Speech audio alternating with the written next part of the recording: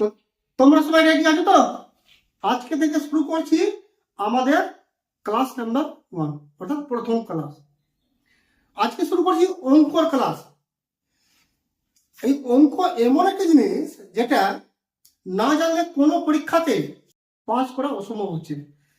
সে group D হোক বা clerk হোক বা সিজিএল হোক বা এমপিএস হোক, যে কোনো পরীক্ষাতে অঙ্ক না জানলে কিন্তু হবে না। আর অঙ্কর যেটা ক্লাস আজকে করাবো সেটা হচ্ছে পিলার, অর্থাৎ এই পিলারটা না জানতে গেলে অঙ্ক আর পরে থেকে শেখা যাবে না। অর্থাৎ বেসিক শেখাবো এবং প্রথম ক্লাসে অঙ্ক কিভাবে শর্টকাটে করতে হবে, কত কোন সময় করতে হবে সেটাই শেখাবো। তো আজকে হচ্ছে প্রথম ক্লাস, তো সঙ্গে থাকো এবং শেষ পর্যন্ত ভিডিও দেখো। তো আজকে কি ক্লাস করাবো সেটা পরে থেকে বলছি। ক্লাসের নামটা হয়তো থাম্বনেইলে দেখে নিয়েছো। আমি যেরকম একটা সংখ্যা লিখছি,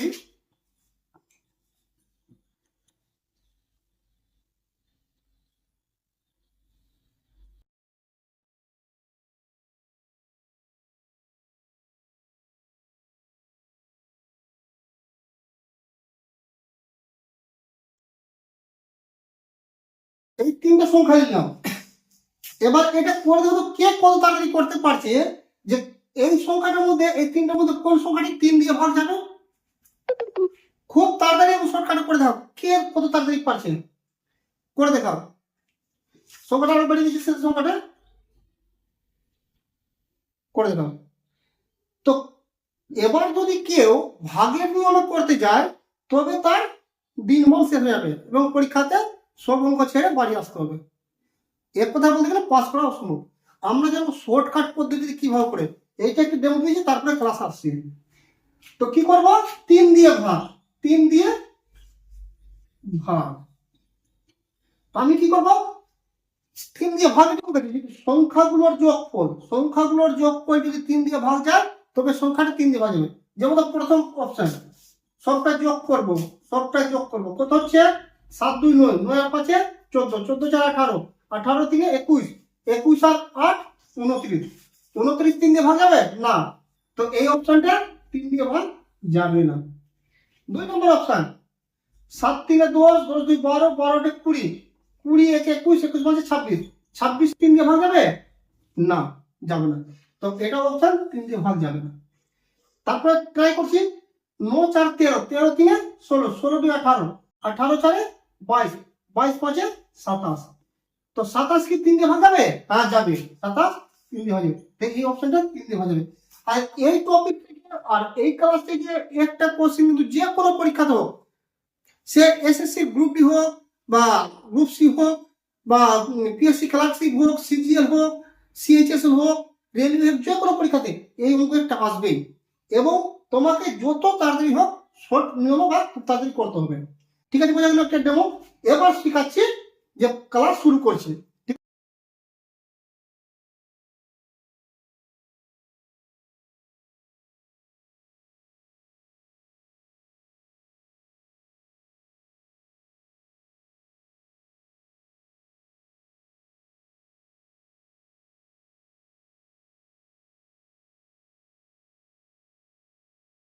ভাগের নিয়মটা কি, ভাগের নিয়মটা কি করে শর্টকাটে করবো, তো শুরু করছি।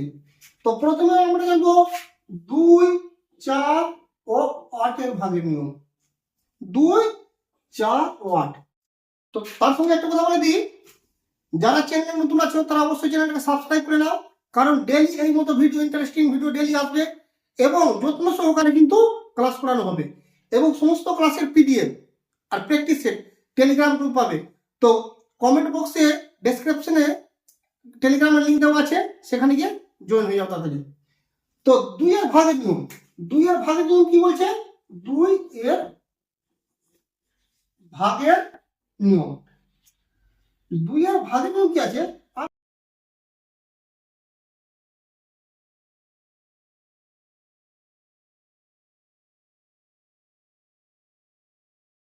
আমি একটা সংখ্যা লিখে দিলাম।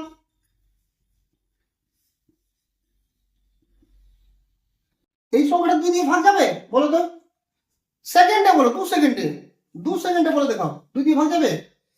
কি করব, কিছু করব না, দেখবো যে শেষের সংখ্যা শেষের সংখ্যা 2 দিয়ে ভাগ যাচ্ছে কিনা। যদি শেষের সংখ্যা 2 দিয়ে ভাগ যায় তবে সংখ্যাটা 2 দিয়ে ভাগ যাবে। 8 2 দিয়ে ভাগ যাচ্ছে তা যাচ্ছে, তবে সংখ্যাটা 2 দিয়ে ভাগ যাবে। তো আমি নিয়মটা লিখে দিচ্ছি, দেখে দেখে লিখে নাও। 2 এর নিয়ম, 2 এর নিয়ম নিয়ম হচ্ছে শেষের সংখ্যা যদি 2 দিয়ে ভাগ যায়, 2 দিয়ে ভাগ যায় তবে সংখ্যাটি 2 দিয়ে ভাগ যাবে। বোঝা গেল? এবার 4 এর ভাগের নিয়ম, 4 এর ভাগের নিয়ম কি আছে? 4 এর ভাগের নিয়ম যে শেষের দুটি সংখ্যা, শেষের দুটি সংখ্যা যদি 2 দিয়ে ভাগ যায় তবে সংখ্যাটা 2 দিয়ে ভাগ যাবে। যদি এই অপশনটা আমি ট্রাই করি তো এটা 4 দিয়ে, দুটি সংখ্যা যদি 4 দিয়ে ভাগ যায় তবে সংখ্যাটি 4 দিয়ে ভাগ যাবে। যেহেতু যদি আমি এই অপশনটা ট্রাই করি তো দেখো শেষের দুটি সংখ্যা, যখন 4 দিয়ে বলবো তো শেষের দুটি সংখ্যা ধরবো, যখন 2 দিয়ে ভাগের কথা বলবো তো শেষের একটা সংখ্যা।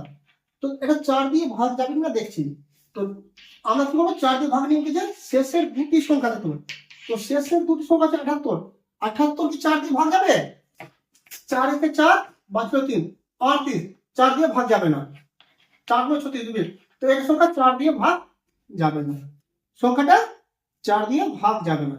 তো 4 দিয়ে ভাগ নিয়ে হচ্ছে শেষের দুটি সংখ্যা যদি 4 দিয়ে ভাগ যায় তবে সংখ্যাটি 4 দিয়ে ভাগ যাবে। এবার 8 এর নিয়ম হচ্ছে শেষের কটা সংখ্যা, শেষের তিনটা